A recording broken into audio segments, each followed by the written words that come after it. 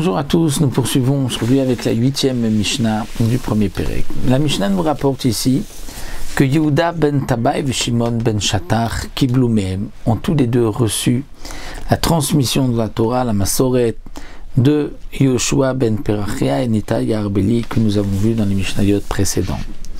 Et là la Mishnah nous dit Yehuda ben Tabai Omer, voici ce que Yehuda ben Tabai avait l'habitude de dire.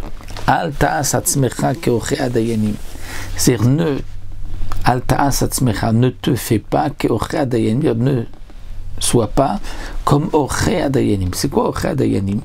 Tili Barthénora, c'est comme ceux qui vont oche, c'est-à-dire qui vont dresser, qui vont ordonner les arguments de ceux qui se disputent dans un jugement. Il va lui les présenter devant les dayanim.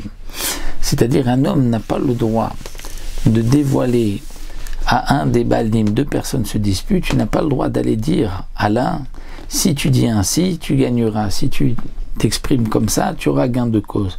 Même si on sait qu'il a raison, on ne doit pas l'aider et lui donner des arguments. C'est ce que le Tana vient de dire, ne sois pas toi comme celui qui est au Chadanim, qui va présenter, qui va donner les arguments, qui va aider la personne, lui dire qu'est-ce que tu dois dire. Autre explication, dit le Barthénora, qui est au Chadanim, c'est-à-dire comme les grands des Dayanim. Ne te considère pas toi comme un grand Dayan, comme un grand juge. Il s'agit d'un élève qui est assis devant son maître. Ne pense pas que toi tu es déjà un grand juge et que tu peux parler devant ton maître et trancher devant lui. Et donc là, le oré signifiera dans ce cas-là, donc comme les grands juges, comme Arkaot Shel Bet David.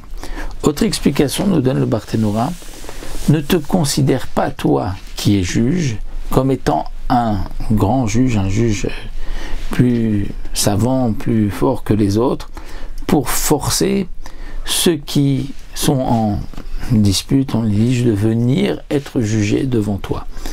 Ne pas leur dire c'est chez moi que vous devez venir, c'est chez moi que vous devez présenter vos tanotes parce que je suis le plus grand et que je vais pouvoir vous aider, que je vais pouvoir donc trancher entre vous. Donc ça c'est le premier enseignement que nous donne ici Yehuda ben Tabai. Il continue que chez You Baledinim on dit Mefanecha, et toi qui es juge, lorsque les balédinim, c'est-à-dire ceux qui ont un litige et qui sont donc venus se présenter à toi, lorsque les deux balédinim sont devant toi, ils doivent être à tes yeux comme des rechaim. C'est-à-dire que tu ne dois pas avoir une préférence pour l'un d'entre eux, de te dire tiens, mais celui-là, c'est quelqu'un d'important. Et donc, c'est évident que ce qu'il dit, c'est juste. C'est sûr qu'il ne va pas mentir. Parce que si tu penses ainsi, eh bien, tu ne pourras pas lui trouver le tzad de Chova. Tu ne pourras pas l'accuser. Tu diras, non, c'est sûr que lui est un...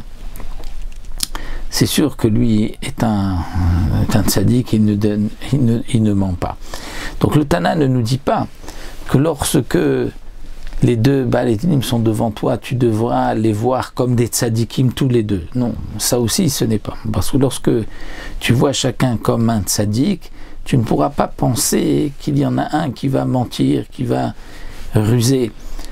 Mais donc au contraire, lorsqu'ils sont à tes yeux comme des rechaim, les deux, tu vas chercher qu'est-ce qui ne marche pas, qu'est-ce qui ne va pas dans ce qu'ils disent.